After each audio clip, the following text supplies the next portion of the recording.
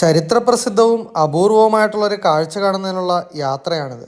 നിലം തൊടാതെ മുറിച്ചു വെച്ചിരിക്കുന്ന ലക്ഷണമൊത്ത ഈ പ്ലാവിൻ തടി വൈക്കം മഹാദേവ ക്ഷേത്രത്തിലേക്കുള്ളതാണ്.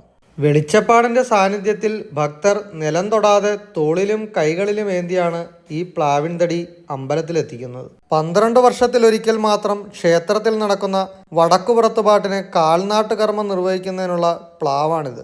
പണ്ട് രാജഭരണകാലത്ത് വസൂരി രോഗം പ്രദേശമാകെ പടർന്നു പിടിച്ചപ്പോൾ കൊടുങ്ങല്ലൂരമ്മയെ പ്രീതിപ്പെടുത്തുന്നതിനായിട്ട് വൈക്കം മഹാദേവ ക്ഷേത്രത്തിൽ ആരംഭിച്ച അനുഷ്ഠാനമാണ് വടക്കുപുറത്തുപാട്ട്. 12 വർഷത്തിൽ ഒരിക്കൽ മാത്രം ഒരു മനുഷ്യായുസിൽ കാണാൻ സാധിക്കുന്ന വടക്കുപുറത്തുപാട്ട് പോലെ തന്നെ അത്യപൂർവമാണ് ഈ പ്ലാവും വഹിച്ചുകൊണ്ടുള്ള കാൽനാട്ട് കർമ്മത്തിനുള്ള യാത്ര.